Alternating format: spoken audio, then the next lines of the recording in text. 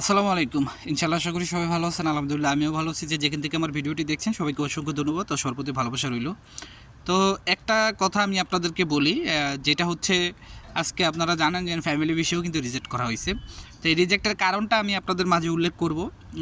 আমি যতটুকু পারি আপনাদের মাঝে বোঝানোর চেষ্টা করব এবং নাপোলি শহর থেকেও ভিসা হচ্ছে সেটার আজকে আমি আপনাদেরকে দেখাবো যে ভাইটা ভিসা পাইছে।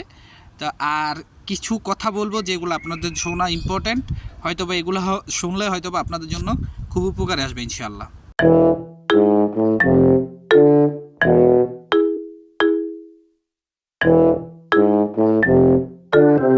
তো সব কিছুর জন্য আলহামদুলিল্লাহ। আপনারা আমার ভিডিও টাইটেল দেখে হয়তোবা একটু আহ, বলতে মানে বলতে গেলে একটু ঘাবড়াইছেন।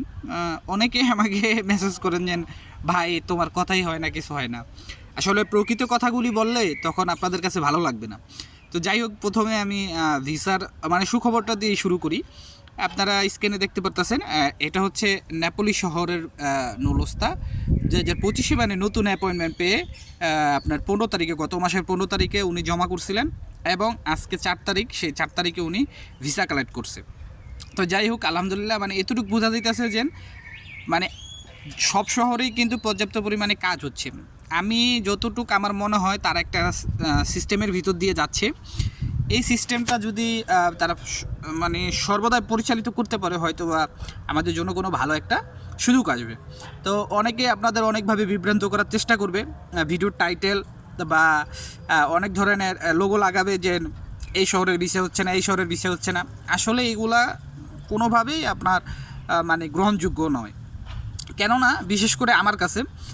কেননা আমরা মাঝেও শুনছিলাম যে আপনার 2023 সালে বা 24 সালে যারা নেপোলি শহরের থেকে জমা করছে বা আরও বিভিন্ন শহর থেকে জমা করছে তাদের ভিসাগুলি বাতিল হয়ে যেতে পারে, বা নেপোলি শহরটা, বিশেষ করে শুনছিলাম নেপোলি শহরের কথা। দেখেন, কোনো শহরের এরকম হবে না, নলস্তা বাতিল হবে না। কারণ কোনটা বাতিল করবে? আপনি কোনটা বাতিল করবে? 10টা নেপোলি শহরে 10টা রেস্টুরেন্ট থেকে জমা হয়েছে, 10টা মালিক কি খারাপ? জীবনও না। শোনেন, একটা কথা হইলো কি, সত্য সত্যই আর মিথ্যা মিথ্যাই। আর হচ্ছে আপনার যেটা মনে করেন ফলস ফলসই, আর যেটা মনে করেন ট্রু সেটা ট্রুই। ঠিক আছে? তো আপনাদের আমি একটা কথাই বলবো, আপনারা আপনাদের মালিকের সাথে যোগাযোগ করেন, কোম্পানির সাথে যোগাযোগ করেন, মধ্যস্থতাকারীর সাথে যোগাযোগ করেন। ইনশাল্লাহ আপনারা এখনও যারা 2023, 24, 25-এর নলস্তা আছে, আপনারা যারা স্ক্যানিং কপি জমা দিয়েছেন বা 23-এ জমা দিয়েছেন, যদি আপনাদের নলস্তা অরিজিনাল হয়ে থাকে, মালিকের সাথে কমিউনিকেশন করেন, ইনশাল্লাহ আপনারা ভিসা পাওয়ার অ্যাবিলিটি রাখেন। তারপর দ্বিতীয় যে বিষয়টা আমি একটু বলতে চাই, স্ক্রিনে আপনারা দেখতে পারতেছেন, এটা হচ্ছে ফ্যামিলি ভিসা। এটা ফ্যামিলি ভিসা আজকে রিজেক্ট করা হয়েছে। আর এটার কারণ কি হয়েছে?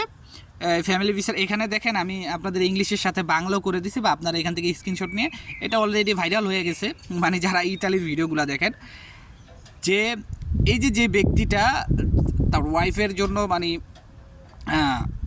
আবেদন করছে, এখানে কি লেখা আছে যে ডিপেন্ডেবল না, মানে তার উপর নির্ভরশীল। যে সেইখান থেকে একটা প্রমাণ পাওয়া গেছে কি 2023 সালে উনি 850 ইউরোর মতো মনে লেনদেন করছিল, আর 2024 সালে 550 ইউরোর মতো লেনদেন করছিল। এখন এটা তারা কি বোঝাতে চাইছে এখন তুই আমি এই জিনিসটা বুঝে নাই। আমার যে সিনিয়র ভাইয়েরা আছে যারা এখানে মানে ফ্যামিলি ভিসা বা এইসবের কারণে আপনার করে, তারা তাদের মাধ্যমে আমি এই বিষয়টা জানার চেষ্টা করব, তারপরে আমি আপনাদেরকে ভালোভাবে বিষয়টা বোঝানোর চেষ্টা করব।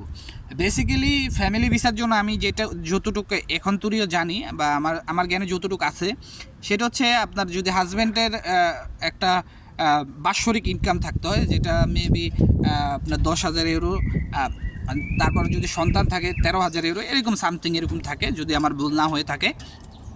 তারপরে আপনার ওয়াইফের জন্য বাসার আলেজ্য দিতে হয়, মানে যে বাসায় থাকবে, এইসব আপনার স্বামীর কিছু মানে যিনি আনবে তার কিছু ব্যক্তিগত যে ডাটা সেগুলো থাকতে হয়। তো যাই হোক, প্রাসঙ্গিক এগুলো মিলে তারপর আপনার বিয়ের যে কাবিননামা এগুলার মানে আপনার ক্লিয়ারেন্স থাকতে হয়। এগুলা যে আপনার যে হয়েছে এটা সত্যতা যাচাই করতে হয় বা যাচাই এগুলো থাকতে হয়। তারপরেও বিশেষ আরেকটা হচ্ছে আপনি কার মাধ্যমে এটার জন্য আবেদন করতে চান সেখানে কি উল্লেখিত আছে। যেমন এর আগে একটা ফ্যামিলি ভিসা বাতিল করা হয়েছে, তিনি মোবাইলে বিয়ে করছিলেন। তো মোবাইলে বিয়ে করছিলেন সেটা কিন্তু তিনি উল্লেখ করেন নাই, কিন্তু দেখাইছে বিয়ে, ধরেন তিনি ইটালিতে আসছে 2023 সালে, কিন্তু তিনি বিয়ে দেখাইছেন যে আপনার 2024 সালে। ঠিক আছে, কিন্তু উনি 2023 থেকে 2025 সালের ভিতরে একবার উনি বাংলাদেশে যায় না, তাহলে উনি বিয়েটা করলো কীভাবে? তাহলে এটা কিন্তু অবশ্যই আপনার মিথ্যা প্রমাণিত হবে। তো এই কারণে রিজেক্ট করে দিয়েছিল, এমন আরও কিছু রিজেক্ট করছে। তো এই ফ্যামিলি ভিসার যে রিজেক্টটা হয়েছে সেটার ধারায় আমি আপনাদেরকে বলতে চাই যে কীভাবে তারা তদন্ত করতেছে, কীভাবে কোনটার জন্য তারা রিজেক্ট করতেছে, আশা করি বুঝতে পারছেন। তো বেহুদা কামে বা অযথাই কিন্তু তারা মনে করেন কোনো ফাইল রিজেক্ট করতেছে না, যেটা আমরা মনে করেন যে ভাবি হয়তো বা বেহুদা কামে বা অযথাই তারা রিজেক্ট করতেছে না। দেখেন, ওইদিকে মালিক ঠিক থাকলে মনে করেন যে আপনি ভিসা পাচ্ছেন, এইদিকে আপনার হাজব্যান্ড বা যিনি আপনার জন্য ফ্যামিলি ভিসার জন্য আপনার জন্য আবেদন করতেছে তিনি ঠিক থাকলে আপনি ভিসা পাচ্ছেন। তারপরেও কিন্তু সেখানে তারা মানে আপিল করার যে সিস্টেমটা সেটা দিয়ে দিছে। তো ইনশাল্লাহ আপনারা আপিল করতে পারেন। তো আজকের মতো এখানেই, যদি ভালো লাগে অবশ্যই শেয়ার করবেন, যেহেতু ইনফরমেশনমূলক ভিডিও। আর সবাই আমার জন্য দোয়া করবেন। আসসালামু আলাইকুম, আল্লাহ হাফেজ।